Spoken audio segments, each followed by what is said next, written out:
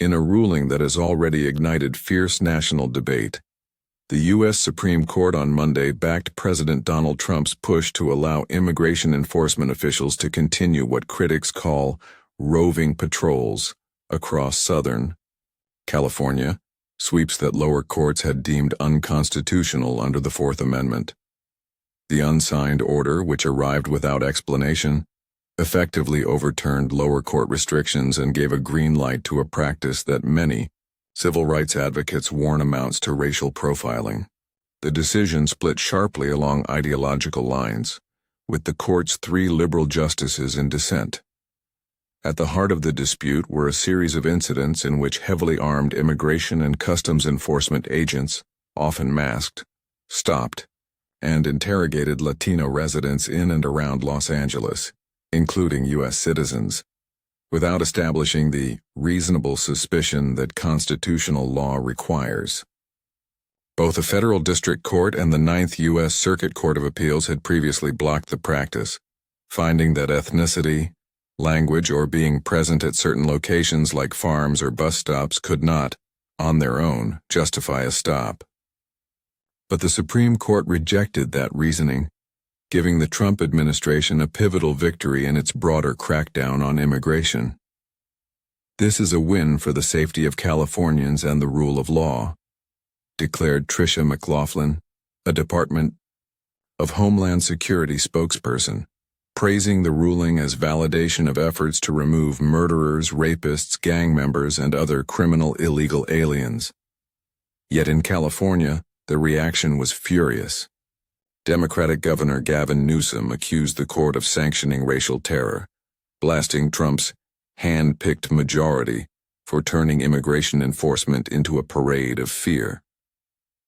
Los Angeles Mayor Karen Bass called the decision an attack, not just on Latinos in her city, but on every person in every city in this country. Justice Brett Kavanaugh, concurring with the majority, offered the only written defense of the ruling.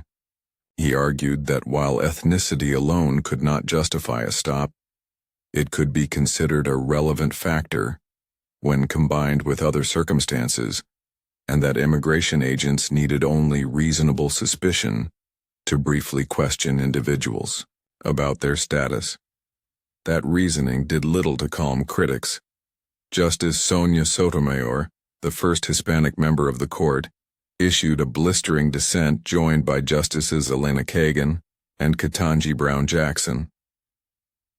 "We should not have to live in a country where the government can seize anyone who looks Latino, speaks Spanish, and appears to work a low-wage job," she wrote.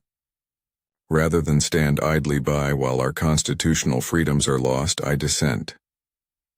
Sotomayor's dissent painted a grim picture of how the policy is playing out on the ground.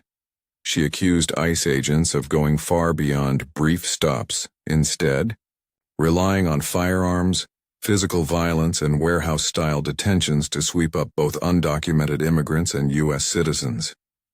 She noted that DHS Secretary Kristi Noem had openly mocked earlier court rulings, calling one federal judge an idiot, and that officials in the field had vowed to go even harder now, boasting of chasing, cuffing, deporting people in social media videos.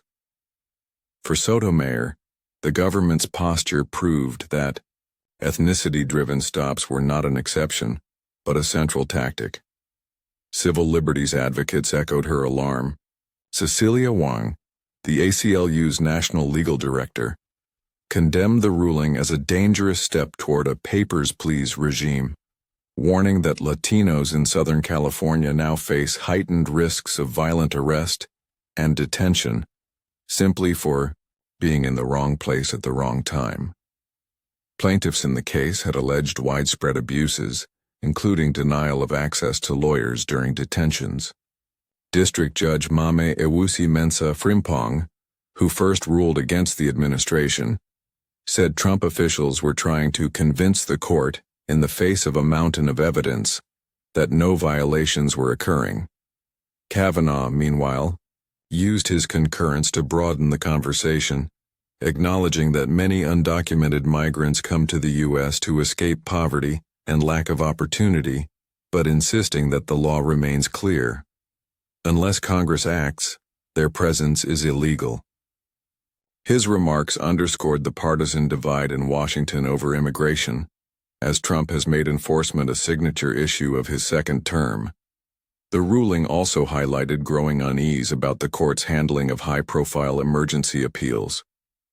In the last 8 months alone, the Trump administration has brought nearly 24 urgent petitions to the justices, many tied to immigration, and critics argue the court has increasingly issued consequential orders with little or no explanation. Sotomayor warned that this unexplained fast-track approach threatens to erode public trust. The court's order is troubling for another reason. It is entirely unexplained, she wrote, adding that the court's appetite to circumvent the ordinary appellate process has expanded dramatically. For now, the ruling applies only to 7 counties in Southern California.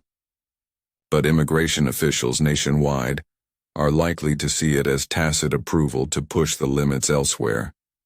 That prospect alarms community leaders who fear an expansion of racial profiling and aggressive enforcement tactics across the country. In the words of Mayor Bass, this isn't just an attack on Los Angeles, it's a warning to every city in America.